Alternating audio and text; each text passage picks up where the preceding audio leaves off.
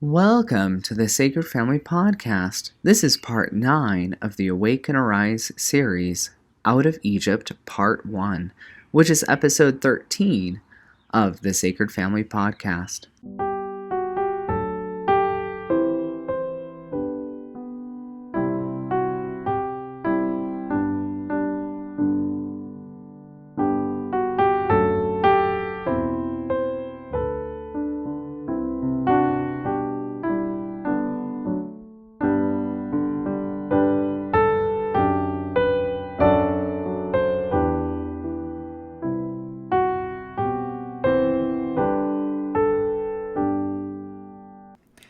Hello, this is Bryce Bartell, Hi, Megan. and this is the Sacred Family Podcast. Today we are going to be talking about Out of Egypt. I'm really excited about this podcast because it's something new and different. In the last podcast, The Covenants of the Family, that podcast is broken up into essentially two parts. One is individual salvation, and the next is group salvation. And if you look at all of the podcasts so far, everything has been about individual salvation until the second half of the Covenants of the Family. Moving forward, we're going to be talking about group salvation, because God works with individuals as well as he works with groups. So we're going to start off with talking about the stories of the Old Testament. These stories aren't interesting, and God didn't just find them to be curious and threw them into the book of Genesis. But they're very specific, and they communicate how God works. They communicate a pattern that God uses all over the place. Specifically around working with individuals and groups. So we're going to begin with talking about Jacob and his sons. Jacob, whose name was changed by God to Israel after he wrestled with the Lord for a blessing. And we're going to talk about specifically his son Joseph, who we refer to as Joseph of Egypt. So the story of Jacob, he goes to work for his uncle, Laban, and he's working so that he can take one of his daughters, Rebecca, to wife. And just a second, is it Rebecca or is it Rachel? It's Rachel. Sorry. Rebecca is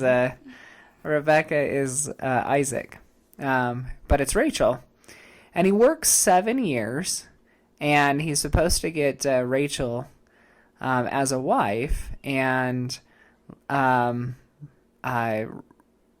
Laban decides to kind of trick Jacob and gives him the sister as well instead, Leah.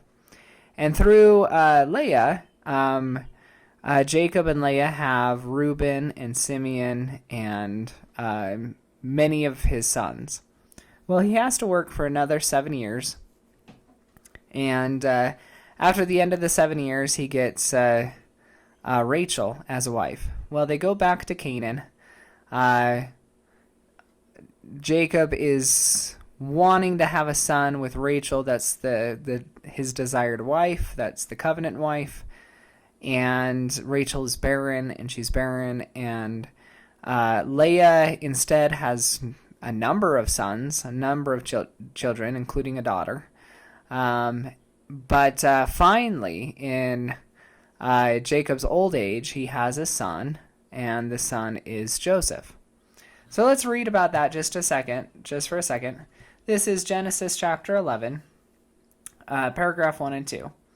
And Jacob dwelled in the land where his father was a stranger, in the land of Canaan.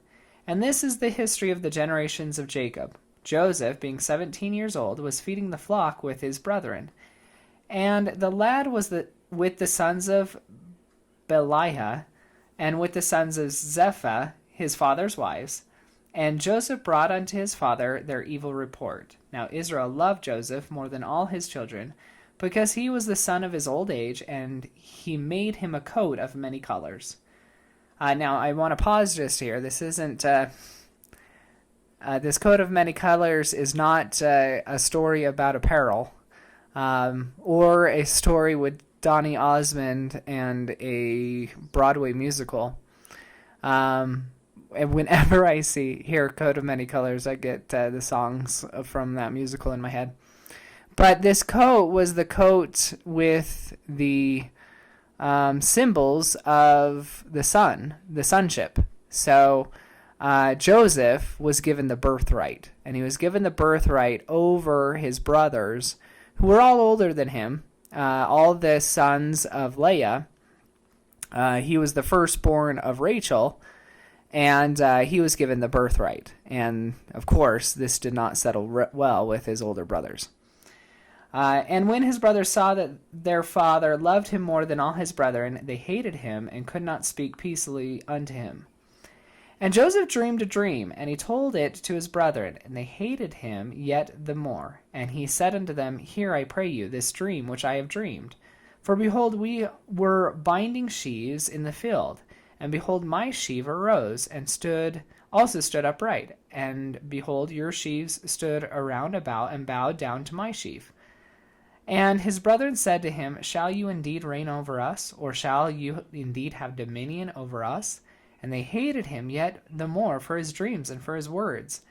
And he dreamed yet another dream, and told it to his brethren, and said, Behold, I have dreamed a dream more, and behold, the sun and the moon and the 11 stars bow down to me.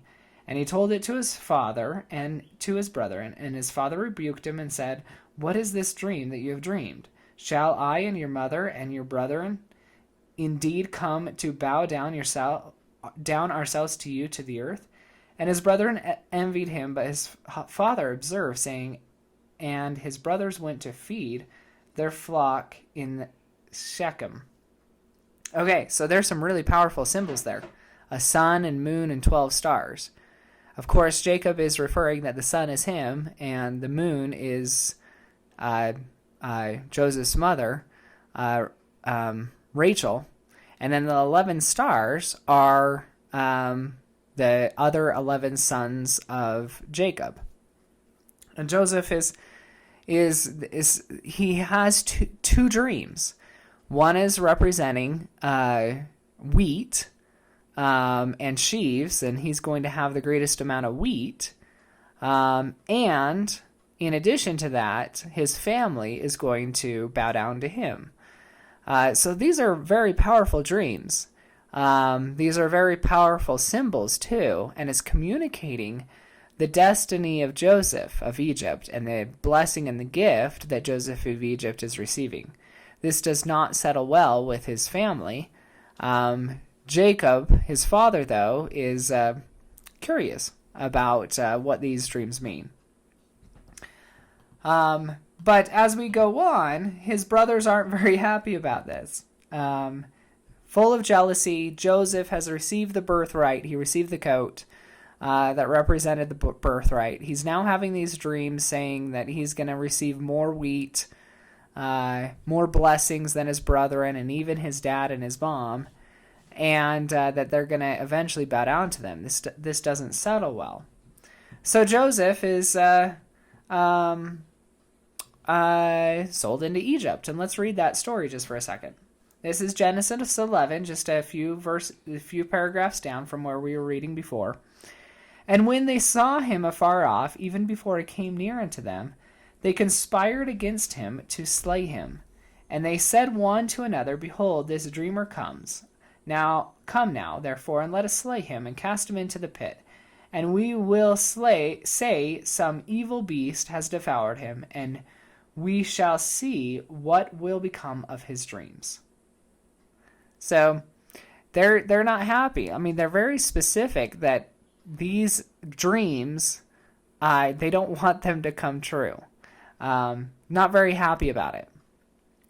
Now Reuben was the oldest, and Reuben heard it, and he delivered him out of their hands and said, Let us not kill him, And Reuben said unto them, Shed no blood, but cast him into this pit that is in the wilderness, and lay no hand upon him, that he might rid him out of their hands. And he delivered him to his father again. And it came to pass that Joseph had come unto his brethren, that they stripped Joseph out of his coat. They stripped Joseph of his birthright. His coat of many colors was upon him, and they took him and cast him into a pit, and the pit was empty, and there was no water in it. These are all very powerful symbols. No water in the pit, coat was stripped, and they sat down to eat bread. And they lifted up their eyes and looked, and behold, a company of Ishmaelites came from Gilead with their camels, bearing spicery and balm and myrrh, going to carry it down to Egypt. And Judah said unto his brethren, What profit is it if we slay our brother and conceal his blood? Come, let us sell him to the Ishmaelites, and let not our hand be upon him, for he is our brother and our flesh. And his brethren were content. So when there passed by Midianites, merchantmen, and they drew and lifted up Joseph out of the pit, and sold Joseph to the Ishmaelites for 20 pieces of silver, they brought Joseph into Egypt, and Reuben returned into the pit. And behold, Joseph was not in the pit, and he rent his clothes, and returned unto his brethren, saying, The child is not, and I, where shall I go? And they took Joseph's coat, and killed a kid of goats, and dipped the coat in blood. And they sent the coat of many colors, and they brought it to their father, and said, This we have found. Know now whether it is your son's coat or not. And he knew it, and he said, It is my son's coat. An evil beast has devoured him. Joseph is without doubt rent in pieces. And Jacob rent his clothes, and put sackcloth on his loins, and mourned his son many days. And all his sons and daughters rose up to comfort him, but he refused to be comforted. And he said, For I will go down into my grave unto my son, mourning. Thus his father wept for him. Okay, sorry, that was a long scripture, but there's a lot of powerful symbols here. Joseph has these dreams that say that he is going to be great, even greater than his brethren, and that they're going to bow down to him. He's already received the birthright. The brothers aren't very happy about that. They cast him into a pit that has no water, no substance, nothing from God. He's doing this all on his own. They then sell him to Ishmaelites. Now, Ishmael is the son of this. This was essentially selling them to their uncle or their cousins, because or not the cousins, their cousins second removed, because it's Ishmael. Isaac is Jacob's father. That's their grandfather. Ishmael, it would be their father's brother, which would make them a second cousin. But they're selling him to their second cousin, and their second cousins then take Joseph to Egypt. Okay. All right. So what's next in this story? We all read this story quite often. They go into Egypt. Now, let's talk about Egypt just for a second. It's not that they took Joseph to the Philistines. They didn't take Joseph to Athens. They didn't take Joseph to Babylon. They took Joseph to Egypt. So what is it about Egypt that is significant? This is from the book of Abraham. This is talking about Egyptus. And this is chapter 2 of the book of Abraham in the Teachings and Commandments, section 145. It says, Now this king of Egypt was a descendant from the loins of Ham, and a partaker of the blood of the Canaanites by birth. So he's a Canaanite. He was from Ham. From this descent sprang all Egyptians, and thus the blood of the Canaanites was preserved in the land. And the land of Egypt being first discovered by a woman, who was the daughter of Ham, the daughter of Zephtah, which in the Chaldea signifies Egypt, which signifies that which is forbidden. When this woman discovered the land, it was underwater, who afterwards settled her sons in it, and thus from Ham sprang that race which preserved the curse in the land. Now, the first government of Egypt was established by Pharaoh, the eldest son of Egyptus, the daughter of Ham, and it was after the manner of the government of Ham, which was patriarchal. Pharaoh, being a righteous man, established his kingdom and judged his people wisely and justly all his days, seeking earnestly to imitate that order established by the fathers in the first generations. In the days of the first patriarchal reign, even in the reign of Adam, and also Noah his father, who blessed him with the blessings of earth and the blessings of wisdom, but cursed him as pertaining to the priesthood. Okay, I want to pause there just for a second. There's a lot of information right there. So, this is after the flood. The flood, Noah has 3 sons. His son Ham, Shem, and Japheth. Ham gets cursed by his father Noah for doing some things that got him cursed. And it cursed his priesthood. However, Ham has a daughter. The daughter's name is Egyptus. Egyptus waits until the water recedes so that she could go into Egypt. Perhaps there's significance to Egypt for at least the descendants of Egyptus and the descendants of Ham. Adam and Noah cursed Ham's priesthood, but blessed Ham, or at least his daughters, with the blessings of earth and the blessings of wisdom. Now, we have talked about covenant land. Could Egypt be covenant land? And is there a partial covenant? Could there be a partial covenant on Egypt? Maybe. I mean, Joseph didn't go into Babylon. He didn't go into Athens. He didn't go into, other areas. He went into Egypt, where there is a partial covenant. So this is pretty significant things. Now, Pharaoh imitated the order of the patriarchs, or the patriarchal reign, and he was a righteous man, but he didn't have priesthood because that was a curse given to him from his lineage. So, Joseph is going into a land, but that potentially has a covenant on the land. Christ went into Egypt. Jeremiah went into Egypt. It is most likely that Lehi spent time in Egypt because 2 of his sons have Egyptian names, or names of Arabs, which is Laman and Lemuel. In addition, Abraham went into Egypt. So this is kind of a common thing. So there's something specific about Egypt. Now, you can take that and you can look at other lands that potentially have partial covenants. We know in the Book of Mormon that according to Nephi's prophecy, and Joseph Smith also reiterates this, that the Constitution of the United States of America is a Melchizedek contract. That it is the terms and conditions of the Constitution of the United States are Melchizedek in nature. Now, did the founding fathers have priesthood, though?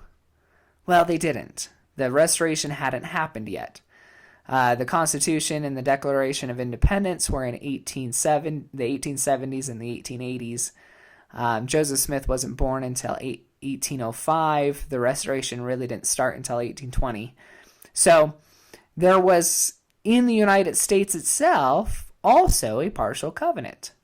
A covenant based off of wisdom, which we know from the Book of Mormon that Nephi says that there were wise men who, and Joseph Smith reiterates that there were wise men that began this country, or the country of the United States of America. So we're getting some parallels here, okay?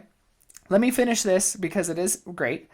Now, Pharaoh, being of that lineage, by which he could not have the right of priesthood, notwithstanding the pharaohs would fain claim it from Noah through Ham. Therefore, my father was led away by their idolatry. But I shall endeavor hereafter to delineate the chronology, running back from myself to the beginning of creation, for the records have come into my hands, which I hold unto this present time.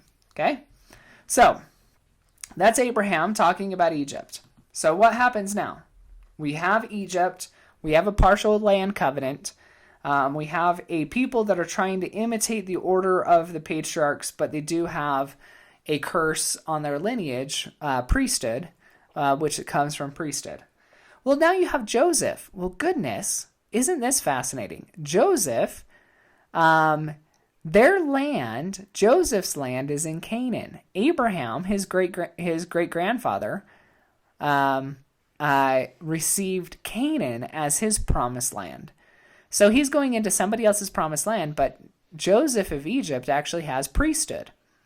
And he has the right of the firstborn. He has the right of his father, Jacob. They may have torn up his coat, but that does not mean he lost his right. He still has the right, coat or no coat. I think that's something that I always have a hard time starting my thoughts. Excuse me. So something I've had more than one person tell me, when I left the LDS church, I had a lot of people tell me that because I was excommunicated from the LDS church, I had the promises that I made taken away from me. And I had more than one people tell me that. And I told this to everyone who said it to me, but only one person commented back. I would say nobody but God could do that. Like, there's no man that could ever take something like that away from me. And only God has the ability and the right to do that. So the only person that responded to me, she thought about it for a while, which I give her a lot of kudos for that. And then she came back to me and she said, "You're right. Only God can, but you can break the covenant, and then that breaks that." So in that same respect, it could only have been taken for Joseph. It could only have been taken away by God, by Joseph being the one to give away that, give it away, or break those covenants to be able to lose that birthright. Anyway, Yeah, perfect. Okay. So let's read a little bit. This is Joseph then has this blessing, and God is using Joseph, and Joseph is rising to the occasion, and he rises within the ranks of Egypt. Now, this is a fairly long passage, but bear with me. It's really interesting. This is Genesis chapter 11, same chapter that we've been working off of.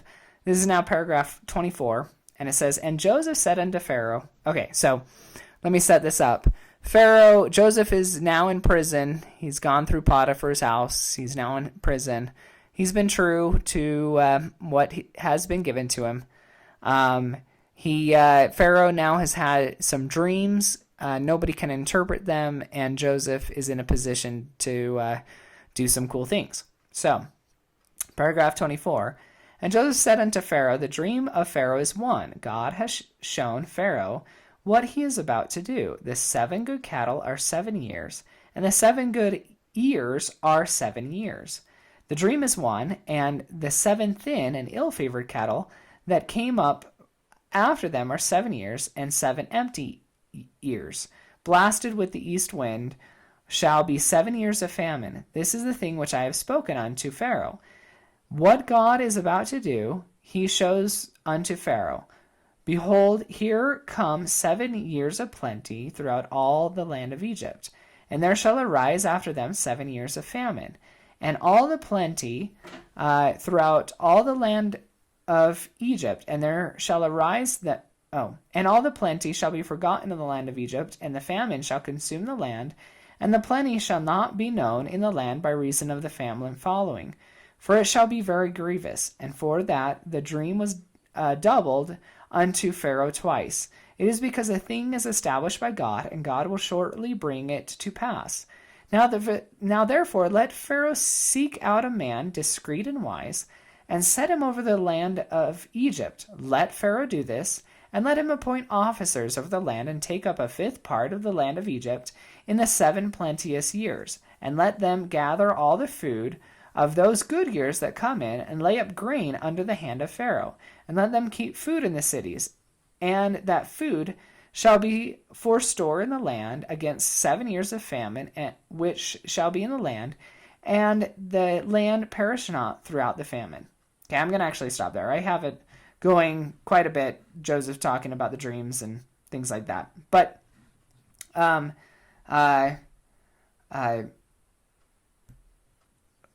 let's continue on. So Joseph rises to prominence. Then he's put in a position that his father's family, Jacob and his family, are needing Joseph in Egypt to really save them. Okay? So these again are really great stories, and there's significance here.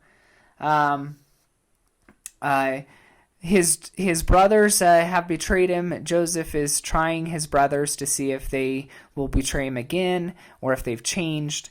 And this is the same chapter, paragraph 39.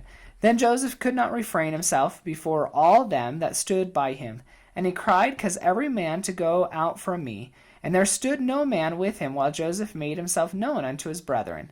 And he wept aloud, and the Egyptians in the house of Pharaoh heard. And Joseph said unto his brethren, I am Joseph. Does my father yet live? And his brethren could not answer him, for they were troubled at his presence. And Joseph said unto his brethren, Come near to me, I pray you. And they came near, and he said, I am Joseph, your brother, whom you sold into Egypt. Now therefore be not grieved nor angry with yourselves that you sold me here, for God did send me before you to preserve life. For these 2 years has the famine been in the land, yet there are 5 years in which there shall neither be plowing nor harvest.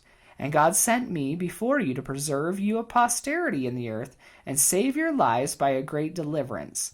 So now it was not you that sent me here, but God, and he has made me a father to Pharaoh, and Lord of all his house, and a ruler throughout all the land of Egypt.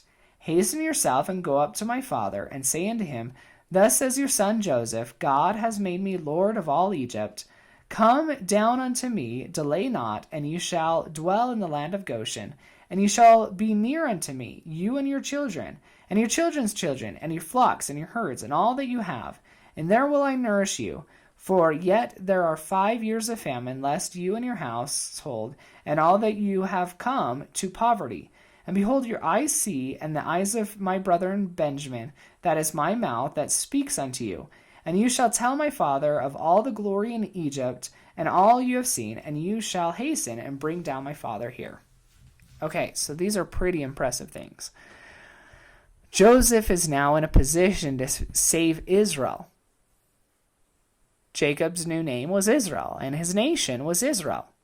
Joseph is now in a position to save Israel, to save his people. He has done that by being faithful to his promises, by being true, but also he has used wisdom, and he's now a father to Pharaoh. Now, not literally, but his wisdom and counsel and instruction is now above Pharaoh, and Pharaoh listens to Joseph. And he is in that position. And all the household of Egypt, and he is above all in Egypt. These are really powerful blessings that Joseph had. Now, the next thing is, so Joseph is in a position to save Israel, but Israel is coming down into Egypt. So Jacob and his sons are now coming together, but Joseph is not coming to Canaan. He is coming, Jacob is coming to Egypt. Okay? So let's read that. This is in the last of that chapter in Genesis, Genesis 11, paragraph 42 to 44. And when they went up out of Egypt and came into the land of Canaan unto Jacob their father, and told him, saying, Joseph is yet alive, and he is governor over all the land of Egypt. And Jacob's heart fainted, for he believed them not. And they told him all the words of Joseph, which he had said unto them. And when he saw the wagons which Joseph had sent to carry him, the spirit of Jacob their father revived. And Israel said, It is enough. Joseph my son is yet alive. I will go and see him before I die. And Israel took his journey with all that he had, and came into Beersheba, and offered sacrifices unto the God of his father Isaac. And God spoke unto Israel in the visions of the night, and said, Jacob, Jacob.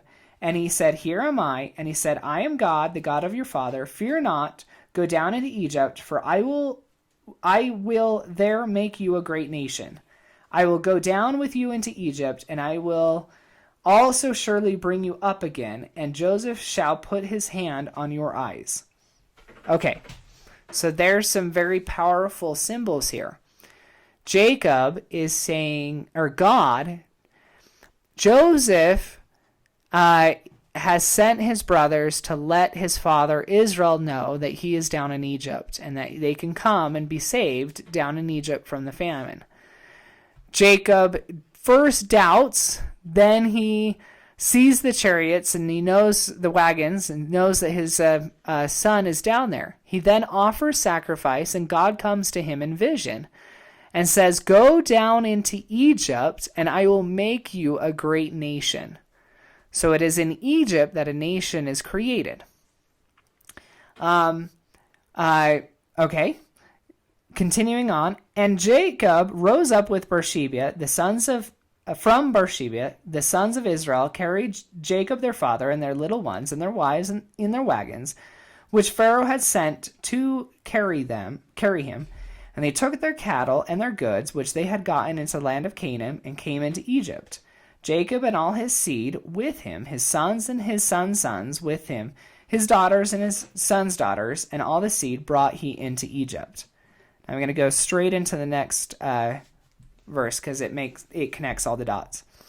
All the souls came with Jacob into Egypt, who came out of his loins. Besides Jacob's sons' wives, all the souls were 66. And the sons of Joseph, who were born in Egypt, were 2 souls. All the souls, so if you include Joseph and Joseph's wife, that's his 2 sons and his wife and him, that's 4. All the souls of the house of Jacob who came into Egypt were 70. Okay, so now there's 70 souls of Jacob in Egypt.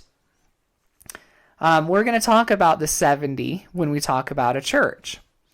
So now who's in Egypt? Well, we have 12 sons of Jacob. We have 70 of Jacob's household. Before that, we had Abraham, Isaac, and Jacob. Now we have Abraham, Isaac, and Jacob and Joseph. So we have 4, we have 12, and we have 70. Okay? And he sent Judah before him unto Joseph to direct his face unto Goshen. And they came into the land of Goshen, and Joseph made ready his chariots and went up to meet Israel his father to Goshen, and presented himself unto him, and he fell on his neck and wept on his neck a good while. And Israel said unto Joseph, Now let me die, since I have seen your face, because you are yet alive. And Joseph said unto his brethren and unto his father's house, I will go up and show Pharaoh, and say unto him, My brethren and my father's house, who were in the land of Canaan, have come unto me, and the men are shepherds, for their trade has been to feed cattle.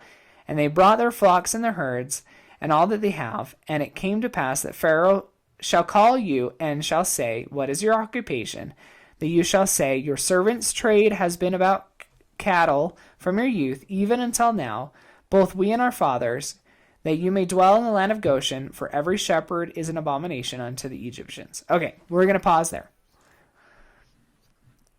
So, Jacob meets Joseph in Egypt. The two families connect. Joseph is above Pharaoh at this time. Jacob and his house is coming into Egypt by the direction of God. Okay? And God has said that in Egypt, God will make Jacob a great nation. So, what then happens? Well, a couple 100 years pass. This household of 70 becomes a household of hundreds of thousands. By the time, this is a picture of Moses, by the time Moses and Aaron bring the Israelites out of Egypt, there's hundreds of thousands of Israelites. Okay? So this kind of, is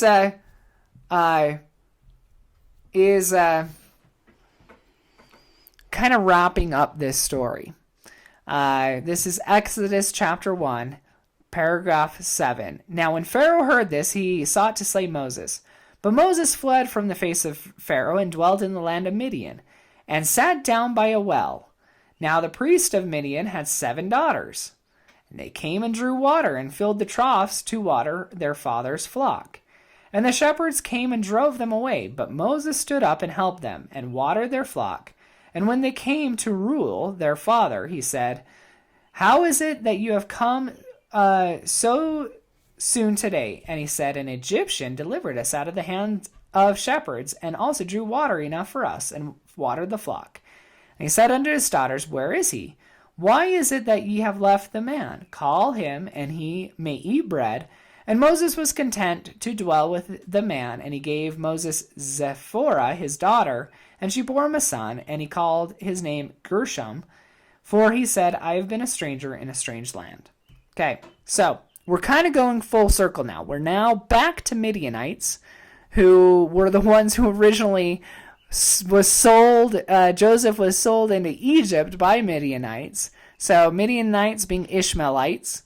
We're now back to the Ishmaelites, these second cousins. Moses is now out of Egypt, and he is getting tutored, being brought into the family of Jethro, to the land of the Midianites, to the people of the Ishmaelites. And he's getting tutored now by the Ishmaelites. Now God uses Moses to deliver the people of the Israelites out of Egypt. I'm talking a lot of ites, but these are very fascinating. There's great symbolism here. God does not use these stories as because the filler text. Like there's very specific reasons for the process by which God creates covenant nations. And we're seeing with these stories how this all works, how they're all connected together. This is Exodus chapter 2, paragraph 2. Now Moses kept the flock of Jethro, his father-in-law, the priest of Midian, and led the flock to the backside of the desert, and came to the mountain of God, even to Horeb. And again the priest of the Lord appeared unto him in a flame of fire in the midst of a bush. And he looked, and behold, the bush burned with fire, and the bush was not consumed. And Moses said, I will now turn aside and see this great sight, why the bush is not consumed. And when the Lord saw that he turned aside, God called unto him out of the midst of the bush, and said, Moses, Moses. We all think of Charlton Heston right here. And he said, "Here am I." And he said, "Draw not near here, put off your shoes from off your feet, for the place on which you stand is holy ground." Moreover, he said, "I am the God of your father, the God of Abraham, the God of Isaac, the God of Jacob." And Moses hid his face, for he was afraid to look upon God. And the Lord said, "I have surely seen the afflictions of my people who are in Egypt, and have heard their cry by reason of their taskmasters. For I know their sorrows, and I have come down to deliver them out of the hands of the Egyptians, to bring them up out of the land unto a good and large land, unto the land flowing with milk and honey, unto the place of the Canaanites, the Hittites, the Amorites, the Perizzites, the Hivites, and the Jebusites. Now therefore, behold, the cry of the children of Israel has come unto me, and I have seen their oppression with which the Egyptians oppress them. Come now, therefore, I will send you unto Pharaoh, that you may bring forth my people, the children of Israel, out of Egypt." And Moses said unto God, "Who am I that I should go unto Pharaoh, that I should bring forth the children of Israel out of Egypt?" And he said, Certainly I will be with you, and this will be a token unto you that I have sent you. When you have brought forth the people of Egypt, you shall serve God upon this mountain." Okay, we're going full circle. It was not Joseph and it was not Jacob who brought the children of Israel into Egypt. It was God. When Joseph was identified that he was alive and his brothers came back with the wagons, and Jacob went to confirm what they should do, because Jacob's covenant land was in Canaan. He was a stranger on somebody else's land, but it was promised to him. It was God to send the Israelites into Egypt to join Joseph and his family.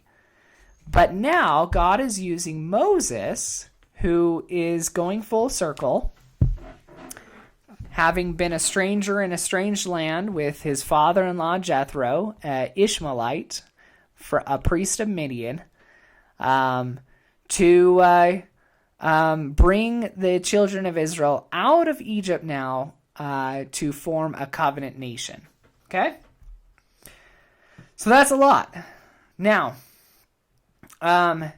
let's go back to this. So Moses goes into Egypt. He brings the Israelites out of Egypt. He's with there with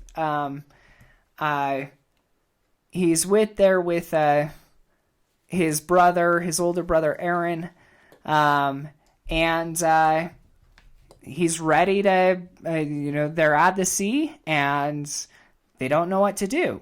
Now I want to finish this portion or this story with this one. So Moses brought Israel from the Red Sea, and they went out into the wilderness of Shur, and they went 3 days in the wilderness and found no water. And when they came to Marah, they could not drink of the waters of Marah, for they were bitter. Therefore the name of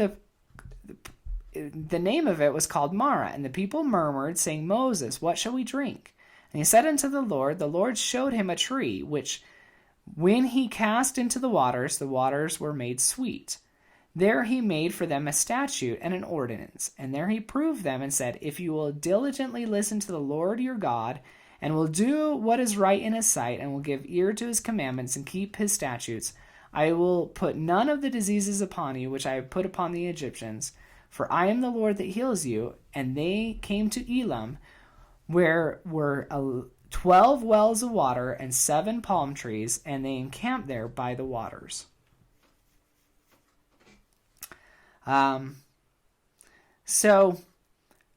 Moses has now, they've gone into Egypt. They've done the Lord has accomplished the 12 plagues. Pharaoh has let the people of Israel go. They're now at the Red Sea.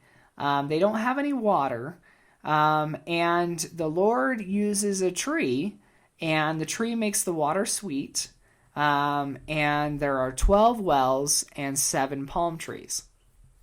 There's some great symbolism there. But at this point, Moses is now out of Egypt. Now, what happens next? You can physically leave a place, but But when you are trying to bring people together, can you pull the hearts of those people and the minds of those people away from the place that they have come from? Well, what God does is he tries to prepare a new land. And I apologize, the scripture that we read probably should have been read after this slide, because that's great symbolism. God prepares lands. He turns foul water into good water and allows us to drink again, allows us to drink good water and have good shade. God is preparing the land for us so that ideally when we leave Egypt, we're not just leaving Egypt physically, we're leaving Egypt spiritually. We're leaving Egypt, our heart is leaving Egypt, our mind is leaving Egypt. We're not like the wife of Lot, who turns around to Sodom and Gomorrah and turns into salt. But God's preparing the ground, and we're leaving spiritually, mind and heart as well. In addition, the idea is that we're preparing completely new ground.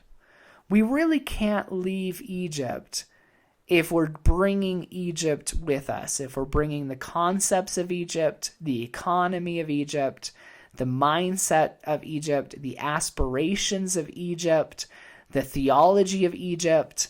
If we're bringing that with us, we must, when God sets his hand to deliver a people and create a nation, we need to divorce all aspects of Egypt and start anew.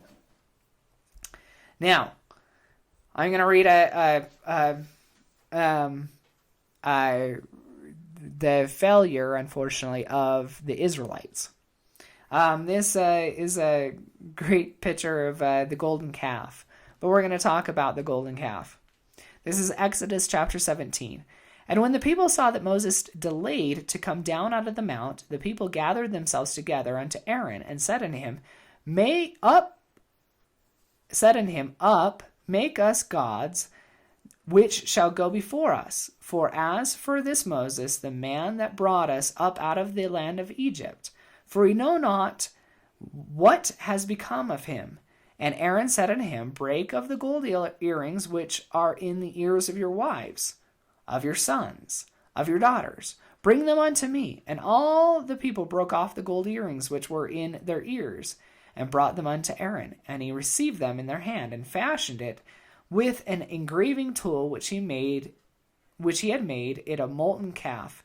And they said, These are your gods, Israel, which brought you up out of the land of Egypt. And when Aaron saw it, he built an altar before it. And Aaron made a proclamation and said, Tomorrow is a feast to the Lord. And they rose up early on the next day and offered burnt offerings and brought peace offerings. And the people sat down to eat and to drink and rose up to play. So we have this whole sequence of events, which ultimately started with Jacob, then with Joseph, then back with Joseph and Jacob, and then with Moses going to the Ishmaelites, and then Moses coming back down, and then they leaving Egypt. Now, I'm not going to say that Aaron and the children of and the Israelites are doing this in malice, or they're doing this in stupid ignorance. Like, they haven't recognized who delivered them and that they need to divorce themselves from where they came from. They need to start anew. They can't bring with them Egypt. They left Egypt. They're now going into promised land. They need to leave Egypt. Egypt served its purpose. It created an incubator where a nation could be created. But ultimately, Egypt needs to be left so that something much better and greater can come about. Well, I mean, you kind of see, it's just repeating what you just said, that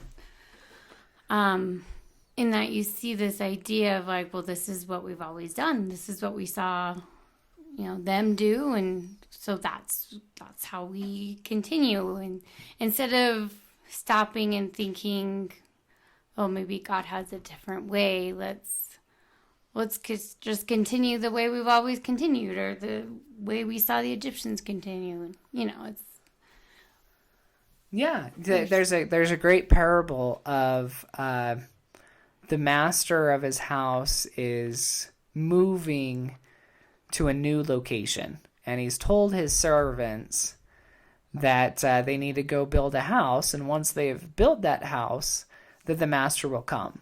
Well, those that were zealous hurried and went, bought tools and saws, because if the master of the house needs a house, then of course there's going to be trees, and they're going to cut down those trees and build a house.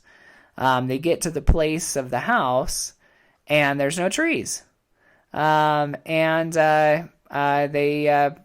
get dejected and they go back, and then they tell the others that there's no trees. So the people who are coming, the other servants, decide that they need to bring stone.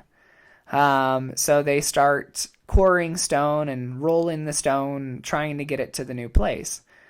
But those who went and just tried to figure out what the master of the house was trying to do started preparing the ground and found that there was clay, and they made a clay house. There's a lot of symbolism there about wisdom. Clay coming from earth, achieving wisdom. The problem with the Israelites is that they, and again, I'm not going to throw them and say, they were doing this in malice. They had just spent hundreds of years in Egypt. Well, did the Egyptians have golden calves and golden idols? And did they bring them in their military conquests? And did it work for them? Was that was Egypt overtaken by another nation? No. Egypt was always independent until Cleopatra and Mark Antony and Caesar Augustus. I mean, Egypt had been independent for thousands of years. So they brought with them this religion, this idea, this, it worked for them. Why doesn't it work for us? They brought with them saws to chop down trees and rocks to build a house, when in reality, maybe they should have just stayed there in wisdom. But we bring baggage with us, and that's the whole thing.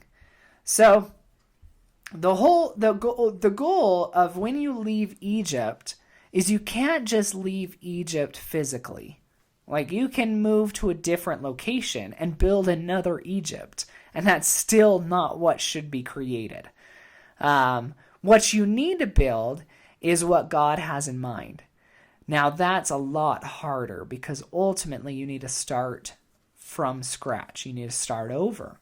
And getting lift or getting loft, there's a picture here of a spaceship.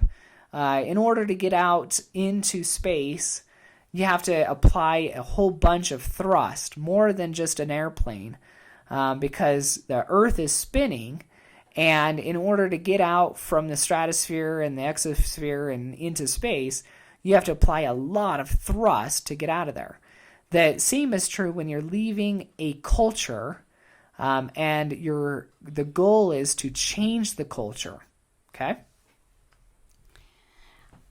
I think, too, there's this big question of, I know when we left the LDS church, it was this big question of why, though? Like, why is it necessary? Like, what you have, isn't this perfect? At least that's the thought of the people who were asking the question. And, I think that's ultimately the question you're going to have to ask is, why do you, do you need to leave the culture you are currently in, and why? And I think that's would start. You can't get any lift, or you can't be not pulled back down if you don't actually ask yourself that question. Do you know what I'm saying? Oh, yeah. I think that people don't realize how the blessings that God gives us, or is the blessings that God has in store for us, you really can't arrive at that destination if you don't leave what you've received before. There's a story of Tiger Woods. Tiger Woods, famous golfer, spends 10 hours a day on the golf course practicing. And he learned that his swing, this was a few years ago, that his swing had of the golf club had a minor defect to it, and it was causing some minor issues with his overall game. Well, what he did, and people kind of were questioning his decision, he decided to actually start from scratch and start his swing all over again. And he had to start over. He had to start from scratch. He quickly got to where he was before, but then he surpassed where he was because he decided not to just add on to his swing. He decided to start all over. And sometimes that's what needs to happen, is you need to start all over so that you can build something that is right. And it's one of those things that's not easy. I mean, I think I've said this many, many times. It's not an easy thing, but it's also you get what you put into it. Like the equivalent of how hard it is will be the equivalent of how beneficial and how much blessings you receive from it. This is the end of part 1 of Out of Egypt.